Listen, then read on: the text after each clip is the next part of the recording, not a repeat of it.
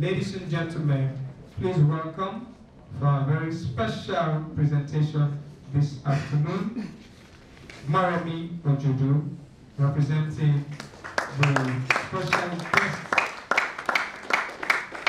lecturer today.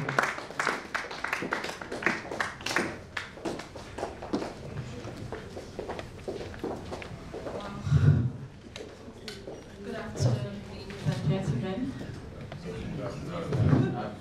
It's such an honor to be here to speak on behalf of my father. I find it so heartwarming for myself, for my father to regard this. I feel I'm in the best position to represent it. Unfortunately, he's not able to make it here because he has a very important meeting in Abuja at the APC headquarters with all the aspirants of the gubernatorial elections in Ekiti State. Thank you very much, my brother Kofi. I also recall that we're both members of the Theatre 15 in Uniland as well. And thank you so much, ladies and gentlemen. Please permit me to stand on all protocols observed. And I do hope I'm able to deliver this speech just like the way my father would have done that today. Thank you. Okay, I want to start by thanking you all for taking the time to come out here on such a beautiful day to honor us and the organizers, Timeline NG. This is a truly worthy initiative that deserves our support. When I was told that I would be delivering a paper on news reporting in the age of new media, my first thought was, this journalism thing is always chasing me everywhere I go. I'm trying to win the governorship of Ekiti State, and I have to talk about reporting again. He always has to talk about reporting. That's his background. When you're in the heat of a campaign like this, your every thought is, oh, be it a seminar, a symposium, let it be right in the middle of Ekiti State, just to canvass more support and vote for yourself. All jokes aside, it's truly an honor to be here. I am always glad when I get to talk about journalism because that is where I come from. Everything I have, everything I have become, I owe it to journalism. I will always be glad to talk about reporting and journalism to guide our younger ones and to support the veterans still in the field. Without a strong fourth estate, we are in the dark. The first question we must ask ourselves is, who is a reporter? I hope I'm able to define that properly to you.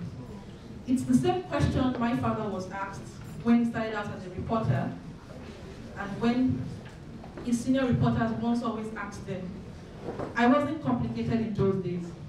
If you have a polytechnic diploma in mass communication, a diploma from the Nigerian Institute of Journalism, or a university degree in mass communication, you automatically had your ticket punched to the newsroom.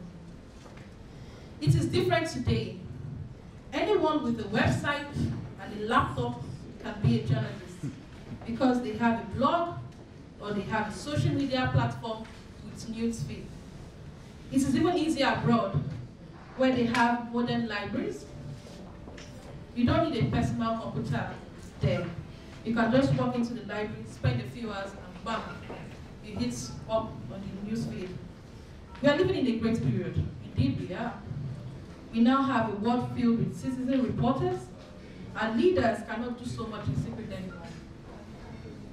You never know when you're being recorded on a cell phone, or probably recorded on just an earpiece or a pen.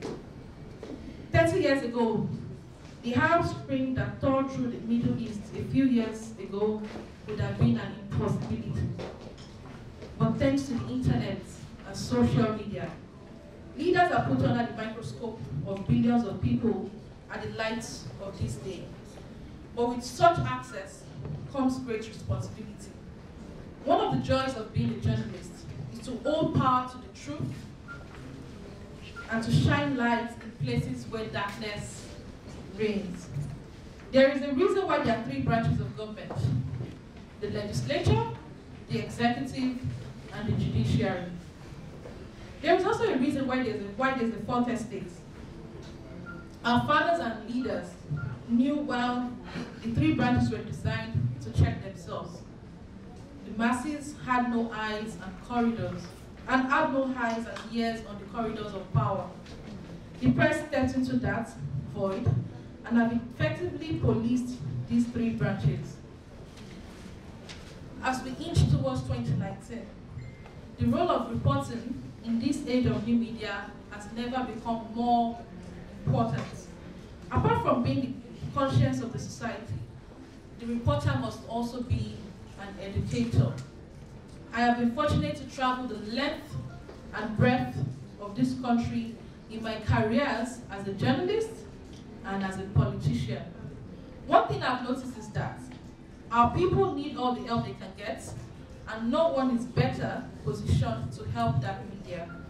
What is the greatest need of man? To feed his family, right? But there is a right way to feed your family, and there is also a wrong way to feed your family. A right way is the way that builds you as a man and a woman, build your intellect, and give you the tools to work efficiently. That way, the right way, will not only feed you and your family, it will ensure your children grow into prosperity. A wrong way is for a politician seeking office to literally bribe a man or a woman in return for their votes.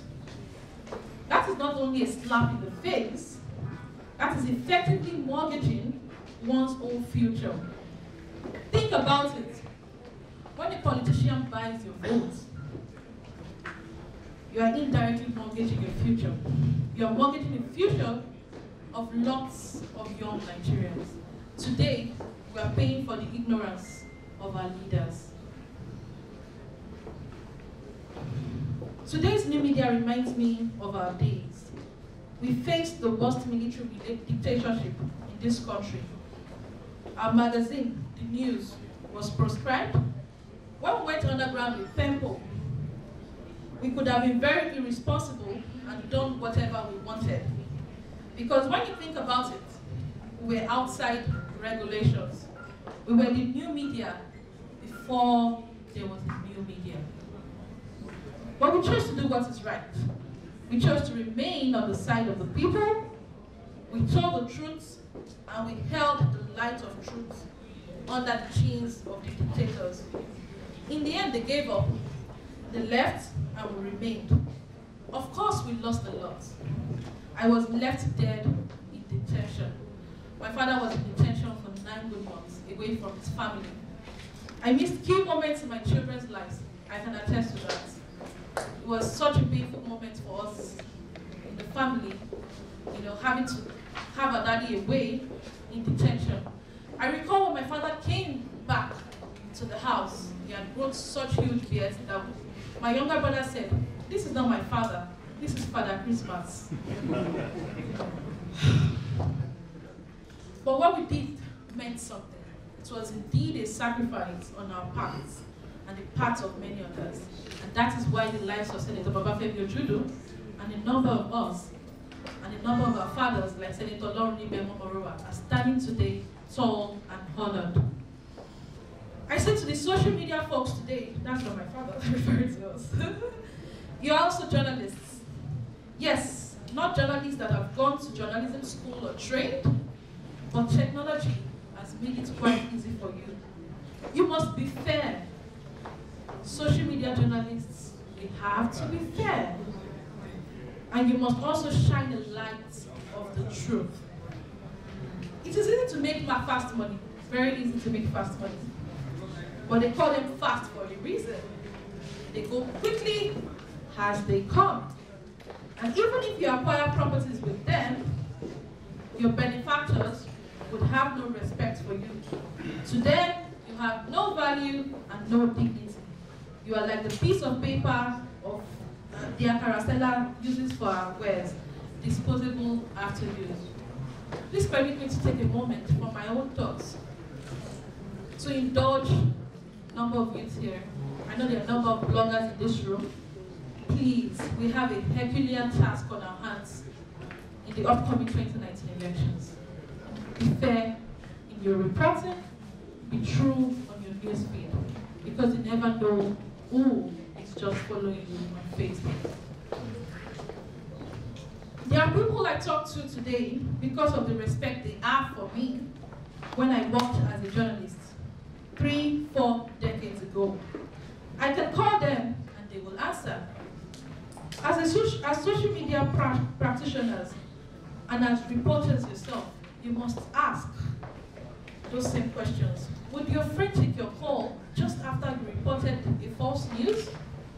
You may probably be getting the limelight, declared lights might be shone on you, but think of your future. Think of what lies ahead. As a journalist, it is our duty to dream big dreams. Dreams of a better country, dreams of better leaders, dreams of excelling, dreams of being the best in our field. Although I am no longer actively reporting, I still have dreams. My dreams these days, my father's dreams anyway, is about the future.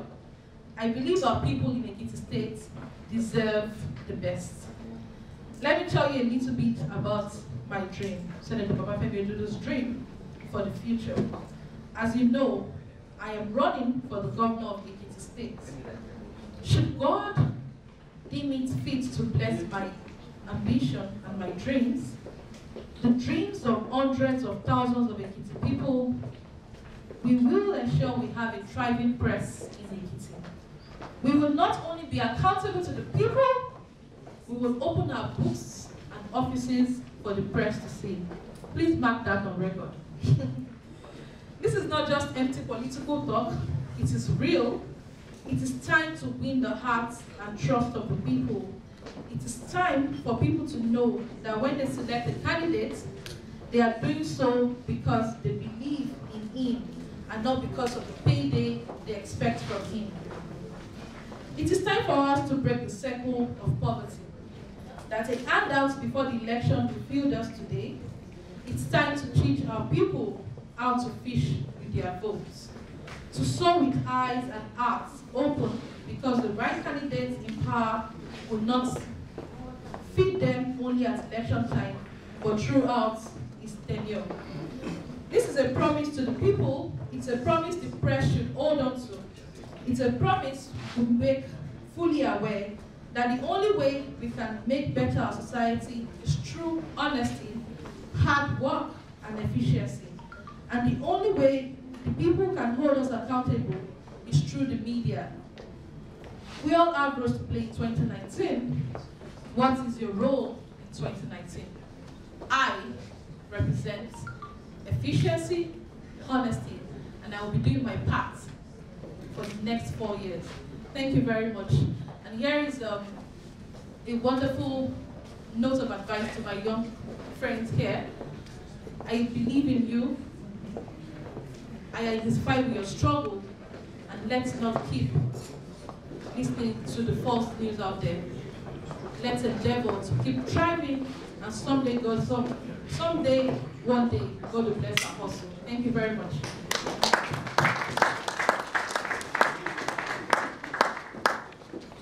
Ladies and gentlemen, Moremi Ojudu, daughter of Senator Babafemi Ojudu, the special advisor on political matters to Mr. President. Place your hands together for her one more time.